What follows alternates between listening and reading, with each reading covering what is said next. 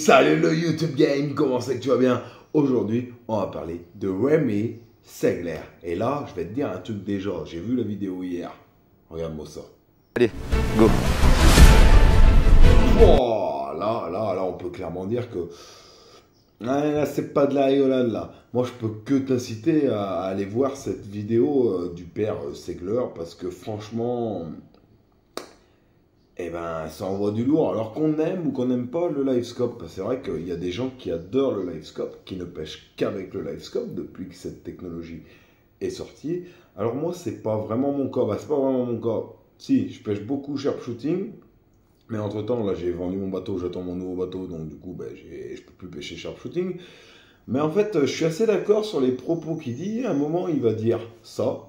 Clairement, le live sur ce type de lac là, c'est canon.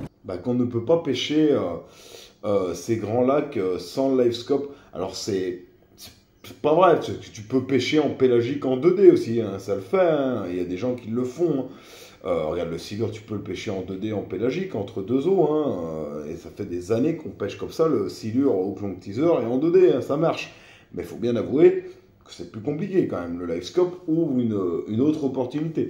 Et c'est vrai que sur des lacs comme là, ces grands lacs italiens, où tu n'as même pas fait 3 mètres en avant, tu n'as pas de plateau, hein, c'est direct, tu tombes à 85 mètres de profondeur.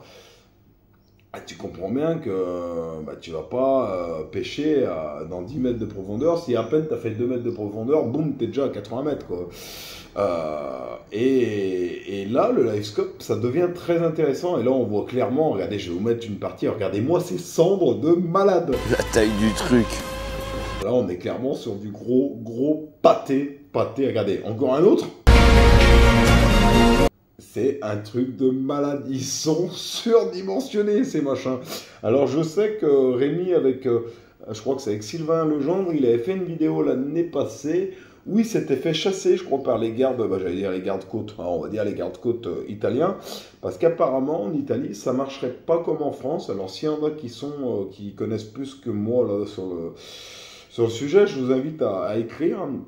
Il paraîtrait qu'en Italie, en fait, il faut que le bateau, le moteur électrique, je suppose le numéro de série du moteur électrique, soit aussi inscrit sur le moteur thermique, sur la carte grise, contrairement à nous en France, on n'a que le moteur thermique qui est écrit, enfin c'est le bordel, quoi, parce que moi tu regardes mon Ultrex, l'Ultrex, j'avais changé la pédale, c'est collé derrière la pédale, et du moins il n'y a pas l'autocollant de série, quoi. Et le truc s'est décollé, ou on l'a viré, ou j'en sais rien. Bon, je m'en fous, j'ai acheté d'occasion. Mais je l'ai pas, donc du coup, je pense que je serais niqué pour aller en Italie. Puis même, je veux dire, sur la carte grise de navigation du bateau, nous en France, tu as le numéro, la marque du moteur, la puissance, mais tu n'as pas le numéro de série, tout le bordel. C'est pas écrit tout ça. Du moteur électrique, il n'y a pas vraiment. En Italie, c'est obligatoire. Basta. On peut voir aussi, regardez au début, là, ou à la fin. J'ai pris du mer calme, là, ça parce balance, que... ça balance. Et j'ai l'impression que c'est un peu tout le temps ça. Et moi qui ai eu la chance de partir en vacances au lac de Côme, où ça fait les 3 lacs, vous savez, il y a le lac de Côme, le lac du Milieu et l'autre lac, je ne me rappelle plus comment c'est que... Il y a trop de lacs, entre les lacs alpins italiens, wow. Enfin, je suppose que c'est vers le lac de Côme où il est. Je pense même que c'est le lac du Milieu. Dites-moi en vidéo si vous avez reconnu, moi j'y connais rien. Côté italien, je ne suis pas italien et je ne suis allé qu'une seule fois, donc ma mémoire est vaste. En tout cas, on peut voir que ça balance vraiment. Et c'est vrai que des fois, moi, quand je vais à Annecy ou au Bourget et que ça balance comme ça aussi, la limite, tu vomirais. Mais enfin, bon, on peut clairement voir qu'il a aussi pêché, pas avec des gros leurres finesse, il a pêché avec des petits shads, je dirais que c'est du 6 pouces, 5 pouces, 6 pouces, peut-être 7 pouces, des TP de 20 grammes. On peut voir même aussi qu'il n'y a pas de triple voleur à l'arrière et qu'il pêche juste avec de la TP traditionnelle, parce qu'on voit dans une vidéo, là, dans la vidéo, à un moment, le poisson, il est à 5-6 mètres, donc ils sont décollés quand même vachement de la couche d'eau. Donc regardez, encore une preuve qu'il y a dans la vidéo, il y a du soleil, encore une preuve que le cendre, quand c'est midi, c'est pas obligé qu'il va stagner sur les, comme on dit, c'est vrai qu'on dit souvent, le cendre, ça y est, c'est midi, ils sont descendus en profondeur. Et ça, Rémi aussi, dans une vidéo dans le FC, le disait qu'avec le livescope,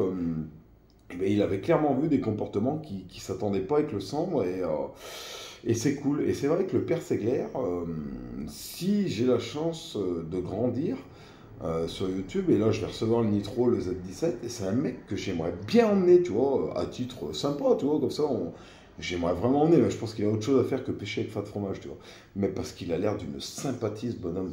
Vraiment, ça a l'air d'être, avec Gaël par exemple, Evan, ça a l'air d'être l'un des mecs les plus sympas du monde du YouTube game, de la pêche game, quoi. Bon les potes, je vous invite encore une fois à aller voir cette vidéo de malade, parce qu'il y a des cendres, c'est des éléphants, hein, avec le père Segler, parce que franchement, vous allez vous régaler, elle est d'une qualité, elle est top. Merci Rémi. Ciao, bye bye.